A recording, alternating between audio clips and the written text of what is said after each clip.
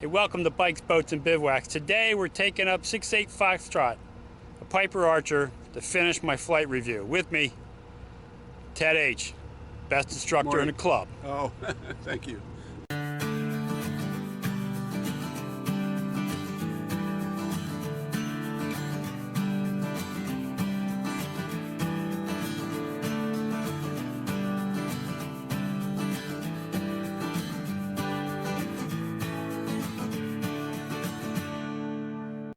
Walking out to the plane, the club has two of them, a C-172 and the Archer. And we see 2373 Kilo, the Cessna, getting ready to depart.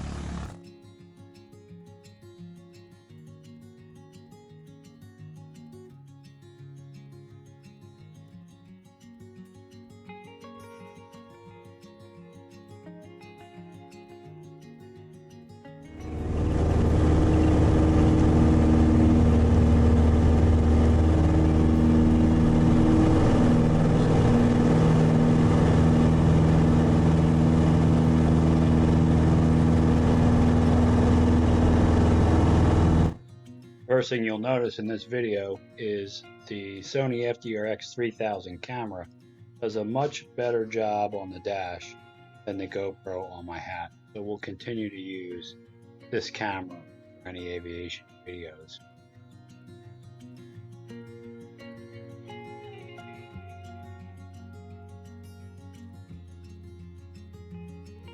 The traffic pattern is at 1400 feet. And on this first takeoff, we'll stay in the pattern. To finish up my flight review, I just had to do a few takeoffs and landings or touch and goes and remain in the pattern. So we did several, and I'll talk you through them as we go through them and turn the audio back on so you can hear the engine sounds. When climbing out to reach the pattern altitude of 1400, climbed at 80 knots, which is not the steepest climb we could do, but there were lots of birds in the area, and we wanted to make sure we had great visibility in front of us to try to avoid any birds that might be in the area.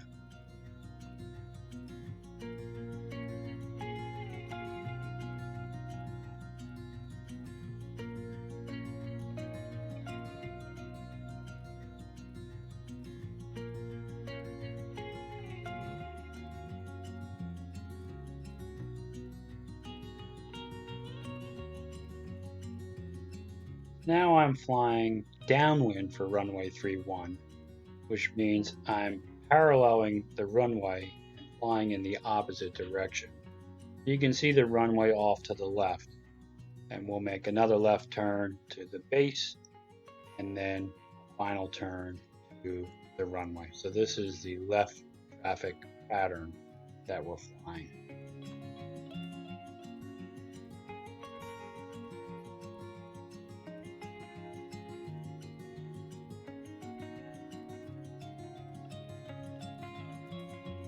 Now, at most airports, you're going to find a left traffic pattern, unless there's a reason that they need to use right traffic pattern, like towers are in the way. But at a controlled airport, the tower can have you go in right traffic or left traffic.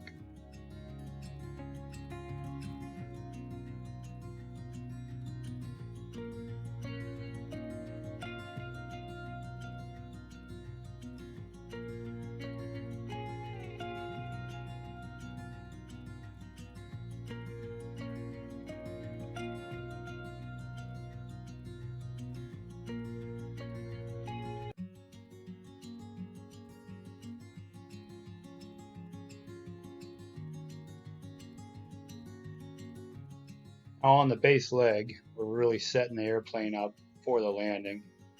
Pulling the second notch of flaps, reduce our speed to 80, and just below the nose is the golf course near the airport, and I like to fly right over that.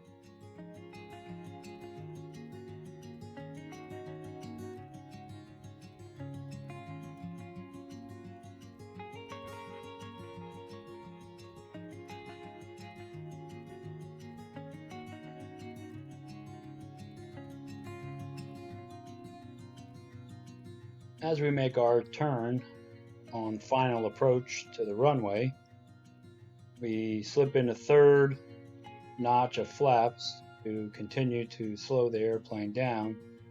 We'll line up on the center line of the runway and land the airplane.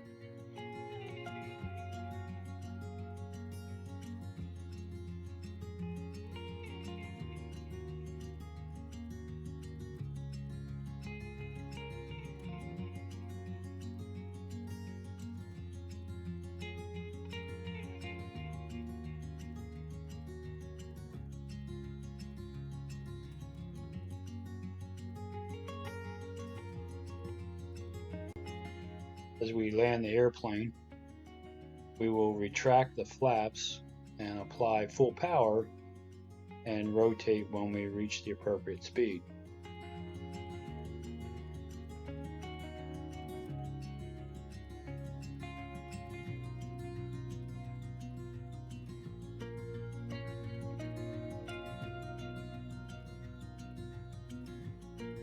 We'll fly the runway heading until we start to make our crosswind turn.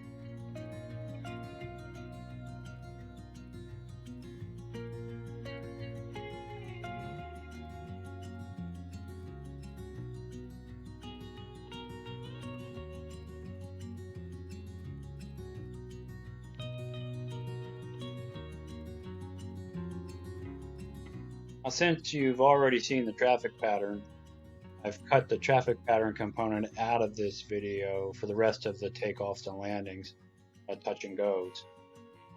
But as we approach the runway, I will turn the sound on so you can hear the engine.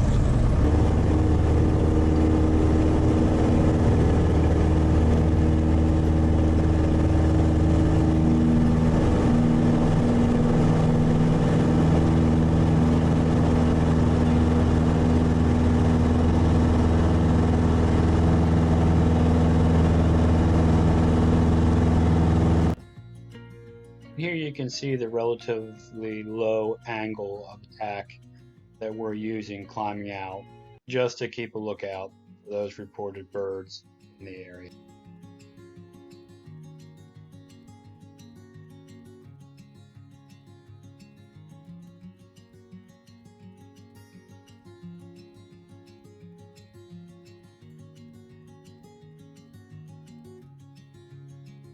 So in this shot you see how far the runway is in front of us, and that is because we were on a long extended downwind because of a Gulfstream jet taking off, and we had to wait for wake turbulence to dissipate.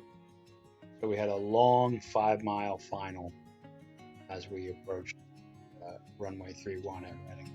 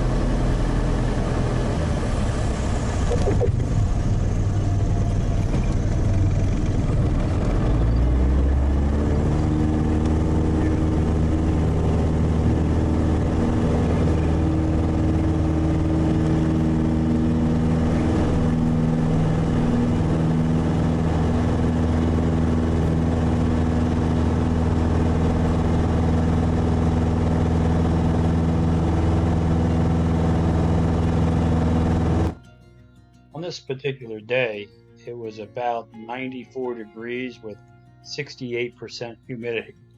So it was a hot day to fly, but the plane performed really well.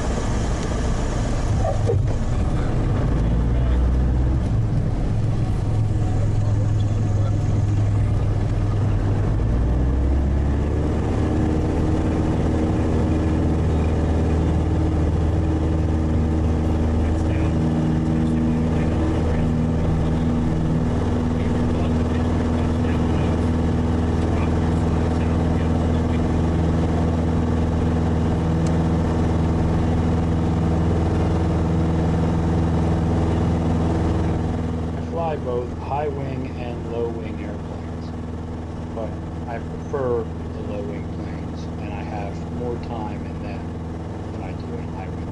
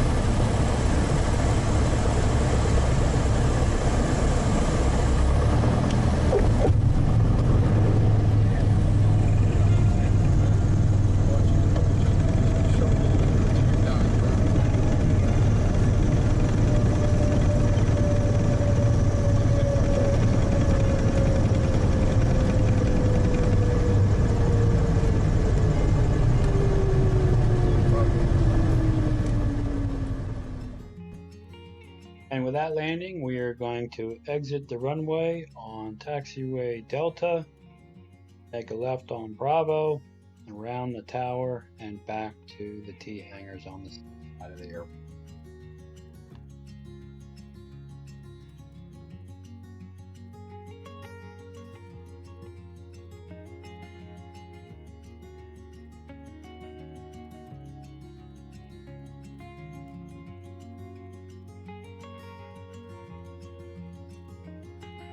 The plane, we're going to take on fuel and put it away. Ted, did I pass the flight review? You sure did. Flying colors. You had good instruction.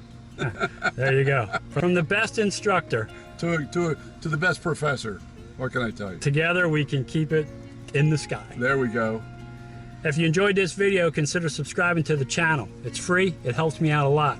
Also, ring that bell. You'll be notified every time we put up a new video, and give the video a thumbs up. That helps too. Right. But more important than all that, go have some fun out there. Stay tuned for more aviation. Thanks for watching.